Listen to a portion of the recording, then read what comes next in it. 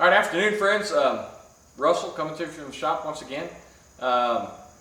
Been a couple weeks since we shot a video. We've got a little bit more work done on the Jeep here. I don't know if y'all noticed. We finally got the hood installed. There's some things I was waiting on to get that finished, or to get it where we could put the hood on. I'm going to pick the camera up. We'll walk around it a little bit. I'll show you some of the intricacies of trying to put this thing back together.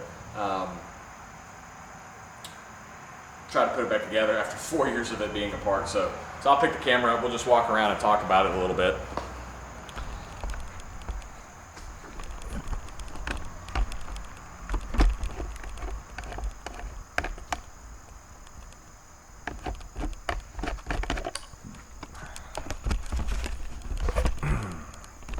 All right, so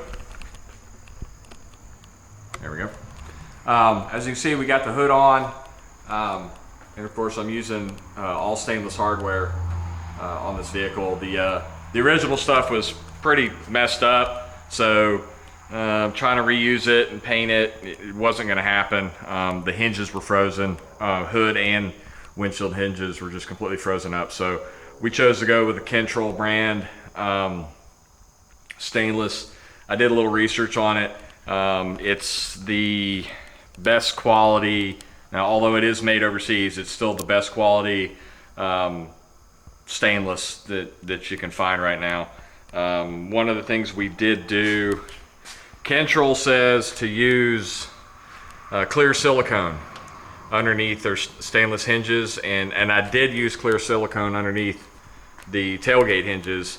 I then found a 3M water repellent tape, butyl tape stuff that was very similar to what the factory used originally, and I was waiting on that to come in before we finished putting this hood on. The other thing that I was waiting on before I put the hood on, if I can do this one-handed, this ought to be interesting. All right, here we go. Hang on.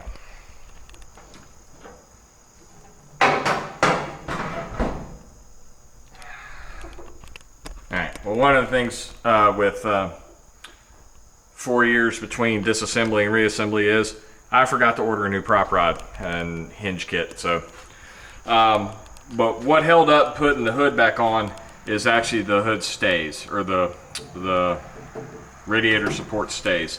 You can see this ugly weld job going on here. What started happening as we started tightening and putting tension on this, and of course there's not a lot of tension, but just enough to keep it secure, is the spot weld behind here broke, and this started to peel away. So I had to disassemble it, clamp it together, find my welder, helmet, batteries, all that, and then finally get this welded up. And then we were able to put our radiator support stays back in. So far I'm pleased with how the assembly is working. The hood should, and it doesn't, of course, but that'll work for now. Anyway, let's walk around. So same thing, Kentrol stainless steel windshield hinge and lower door hinge mount. This is an interesting piece of standard 3/8 steel rod. And when I bought this, you can see the tag on the top. When I bought this, my kids were like, "What's that for?" So you use a steel rod, 3/8 steel rod. Some people use a 3/8 all thread, but it's to align the hinges for the door. And then I'd have to look in the spec book, but there's an actual measurement between the top of the two hinges that it's got to be set at. But for right now, everything's in here loose, and it's just to get the vertical alignment of the hinges done. One of the other things we've done, of course, I told y'all in one of the earlier videos, I was going to focus on finishing the rear end first and kind of work from the rear to the front. I'm done with the rear end, sort of. We've got our fuel inlet lines plumb, tail light housings are installed. These are supposedly, and I don't know which brand they are, but these are supposedly the best quality of tail light assemblies there are. I'm not a huge fan of them, and I'll show you why real quick. So This over here is an original Grote, G-R-O-T-E, I believe. Yep, Grote tail light assembly. If you notice, you have a backup light, a turn signal lamp, stop, turn signal lamp, parking lamp, and it has a third very small bulb over here for the side marker. And what that bulb is supposed to do is when you're going to the flash mode or your turn signal mode, you still have a solid light for your side marker. All the aftermarkets that I've seen do not have that secondary bulb. Now I just ordered another set that should be here in a couple days, and if they don't have the bulb, what I'm gonna do is basically drill out the plastic melt points that hold this assembly in, and I'm gonna transport this assembly into a new housing set, because as you can see, these are cracked and broken, and then be able to reuse the original lighting configuration in a new set of housing. So that's kind of the plan for that. Anyway, back to the rear end. So the housings are installed, the tailgate tire swing is installed. One of the problems we came into that is, of course, you can see the lighting's not great, and I'm not opening it up because then you can't hear. I've got a worn rear bumper, and as you can see, the tire sticks down below the height of the bumper because it's a 32-inch tire. So when we mounted the tire up, it actually was set further in and lower and would hit the rear bumper. Smittybilt, of all companies, makes an adapter, and it's used on all Jeeps, so it has multiple points to push out and lift up the tire a little bit. And when I did that, I realized I've created a higher fulcrum point, or a higher weight and balance point for the weight of this tire. Now granted, it's only a 32, but it still rocks quite a bit. CJs are notorious for tearing the sheet metal back here, and if the tire is big enough and heavy enough, over here as well, if the proper bracketry isn't used. The factory bracketry has that support piece, and then for the lower hinge, there's this massive bracket that goes along the side, and you can see the two bolts for it there. So the lower part gets supported pretty well.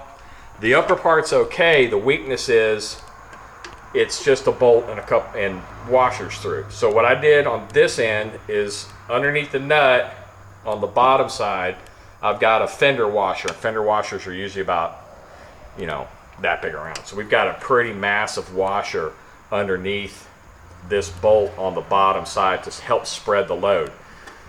The other thing you do to help support that weight is find another one of those brackets from over there, reform it a little bit to the different angles, and use it over here. Originally, there is no bracket here. It's just a piece of, the bolts come through, and there's a small piece of sheet metal here to support it. And so all the weight of the tire is resting on that lock piece, and it's just working this sheet metal back here. So by adding this in, it brings that load onto the vertical surface, and the same thing as we did on the other side, we did over here. Very large fender washer underneath here to help spread that load. So the goal and the hope with that is the weight of the 32-inch tire won't be too much for this setup, and we won't start tearing this sheet metal back here. Not a lot of other things done. You know, we've here or there, a little bit of work. These hinges are not fully mounted up. They're just mocked up right now. I've still got to pull them off and coat the back sides with this Scotch wrap tape that we bought. It's a 10 mil butyl type waterproof tape, very similar to what the factory used. So I've got to do that and then finish the alignment. The alignment of the hinges is actually very simple. It's flush and flush. So that's how you line them up. You line up the upper, and then you use the 3/8 rod to line the lower up. It's actually a pretty simple process to line up the hinges and then everything else faces off of that. Of course, we've got that rocker guard on this side. The only other thing exterior-wise I have to do over here is I've got to drill and mount our fender flare on this side, and then of course we can start putting in some lighting and stuff. That's pretty much it for now. I've still got to rebuild the heater box and put it in. Once, get the camera set. Once we've got the heater box reassembled and put in, then we'll start laying that painless wiring harness, and that'll be the next thing we do. Of course, like I said, I've ordered a new prop rod set. What else did I forget? I forgot, it's been 4 years, I forgot to order a new radio antenna, so I've had to order a new radio antenna. I'm sure I'm forgetting other things that I forgot. So this is a testament, and in some cases it's go back up into the loft back up here and dig through the old boxes and find the Ziploc bags. One thing we did do is when everything we took off, we put it into a Ziploc bag and marked it. So the hinge bolts and some of this stuff, I got stainless hardware, and some of it was right, some of it's not what I liked. So dig out the old bolts, find the threading, go to the hardware store, get the proper hardware that I want. So I kept everything. The only other thing I need to do on the tail end is the fuel vent line. I've got to find my vent system piece that came with the fuel tank. I mean, it's in a box somewhere. I've got to find that, get it hung, and get it plumbed in, and then the back end is done, short of running a wiring harness. But all in all, it's coming along pretty good. I'm close. I'm close to getting this thing on the road. I've already talked to the muffler shop and have a price from him to plumb the exhaust. I've already bought the catalytic converter that I want to use. I've already bought the muffler I want to use. I just need him to mount it up, plumb it in, and get my O2 sensor plugged in. We're probably, at the rate I'm going now with customer cars, we're probably by the end of this month, fingers crossed, I'll do a test fire on the motor, open headers, just a yep, hominy, it flipping works. And then we'll tow it over to the muffler shop and get the exhaust plumbed up. Other than that, it's just, I've got to put the soft top on. I've got the interior and the dashboard and get all that in. Of course, that has to wait for the wiring harness. I can't think of anything else right now. Oh, yes, I can. Many of you know, or if you don't know, you've noticed it subconsciously. I went to Auburn University.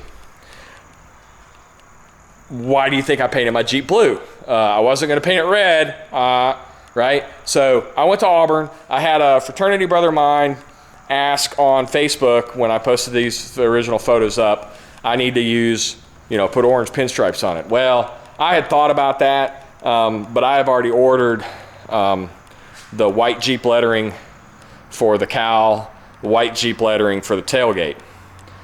I got a question for all of y'all. I went to Auburn.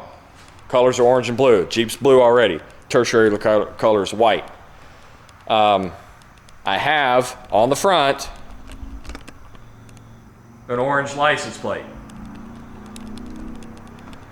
Now, many, many moons ago, like late 90s, 2000 maybe, I owned a 97 TJ. I was stationed in Italy, and I was able to find an orange Auburn University tire cover for the back. They don't make those anymore. My choices are white, blue, or black with the traditional orange and blue Auburn logo in it. So my question to y'all is, and I already kind of think I know where I want to go with this, if I do a tire cover on the back, should I go with the white or the blue or the black? Not really a poll. Put your comments in the comment section on what you think for the color of the rear tire carrier cover should be. If I get one, I'm leaning on white because it'll contrast well, and go with I'm already using white lettering for everything else anyway. if I could find an orange one, I would go orange for sure. But as far as I can tell, nobody's making them anymore. It'd be awesome if they did. The only other thing, oh, I don't know. We're trucking right along. I think we'll have it, I think we'll be doing a test fire on it by the end of the month. God willing, and the sun don't rise or whatever. So let me know what y'all think in the comments. Let me know what y'all would have done different on this build. It's not a true restoration because it's not original, but I'm using those same practices. The body came off the frame, everything was sandblasted. Like I said before, I built this for me to drive and to drive it every day. I'm still hemming and hawing on putting a factory air conditioning kit in it, so we'll see. I'll probably give it a summer. I grew up in a time when we didn't run AC. I had AC in a car, and you just roll with the windows down because it took too much gas to run it.